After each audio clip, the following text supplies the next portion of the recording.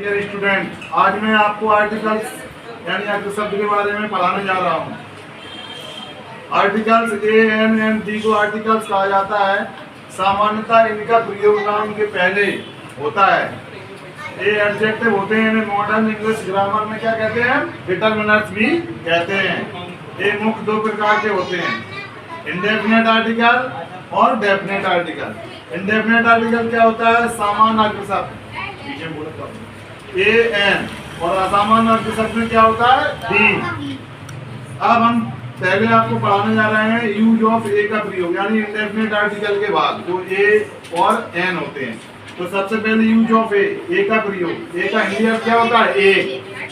इसका प्रयोग उन काउंटेबल नाउन के पहले किया जाता है जो किसी कंसोनेंट से शुरू हो तथा आवाज भी कंसोनेंट होती हो। यानी ए का प्रयोग उन काउंटेबल नाउन के साथ किया जाता है। काउंटेबल नाउन जानते हो? जिसको हम गिनती कर सकें, जिसको हम गिन सकें, काउंटेबल नाउन के साथ किया जाता है जो कंसोनेंट से शुरू हो। कंसोनेंट में व्यंजन से शुरू हो और आवाज कैसी हो? हिंदी में व्यंजन ही हो, तो हम उसमें ए का प्रयोग करते हैं।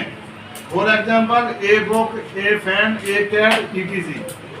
अब आता है इसका दूसरा प्रयोग कि इसके दूसरा प्रयोग में हम कैसे ए का प्रयोग करें। तो इसका प्रयोग उन काउंटेबल नाउन के पहले किया जाता है जो किसी वोवल से शुरू हो तथा आवाज कॉन्सोनेंट हो। वोवल्स मींस इंग्लिश में स्वर से शुरू हो, वोवल से, लेकिन हिंदी में कैसा उच्चारण निकले?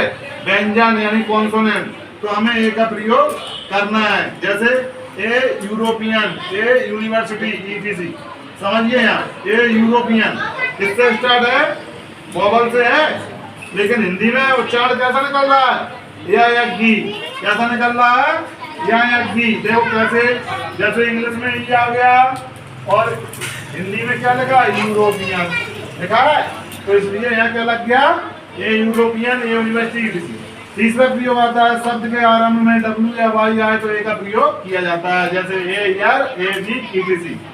अब आता है दूसरा पॉइंट इंडेफिनेट आर्टिकल का, एन का प्रयोग। यूज ऑफ एन का प्रयोग। इसका प्रयोग उन काउंटेबल नाउन के पहले किया जाता है जो किसी वोवल से शुरू हो तथा आवाज भी स्वर हो या वोवल हो, तो हम वहाँ एन का प्रयोग करते हैं। जैसे an apple, an airport, etc. देखो आ गया इसमें वोवल, हिंदी में भी स्वर है, आ से आ तक। दूसरा नंबर, इसका प्रयोग उन काउंटेबल नाउन के पहले किया जाता है जो किसी कंसोनेंट से शुरू हो किंतु आवाज वोवल हो। जैसे एन अवर, कंसोनेंट से शुरू है लेकिन हिंदी में क्या लग रहा है? अवर, छोटा आ रहा है, तो क्या हो जाएगा? An hour, an honest man, an यार, ईटीसी। तीसरा पॉइंट, संक्षिप्त शब्दों के पहले भी कंसोनेंट से शुरू हो किंतु आवाज वोवल होती है तो हम उसमें एन का प्रयोग करते हैं। जैसे an M A, an R S O, an M O, etc. अब आता है डेफिनेट आर्टिकल, जिसमें किसका प्रयोग होता है? दी का। यूज ऑफ दी, दी का प्रयोग। इसका हिंदी अर्थ इस प्रकार होता है, इसका प्रयोग निम्नलिखित नाम के पहले किया जाता है, जैसे किसी ट्रेन के पहले, देश के नाम के पहले, संसार के नाम के पहले, सरकारी नौकरी के पहले, ब्रांच के पहले, शाखाओं के पहले, और झाड़ियों के, झरने के, नदियों के, समुद्र के, ग्राह, उपग्रह, धार्मिक पुस्तकें, ऐतिहासिक इमारतों के पहले किसका प्रयोग किया जाता है? दी का प्रयोग किया जाता है। किसी जाति के नाम के पहले, ठीक है, आदि।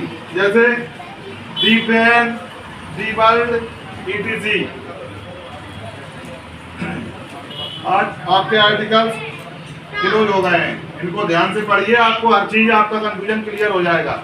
Thank you.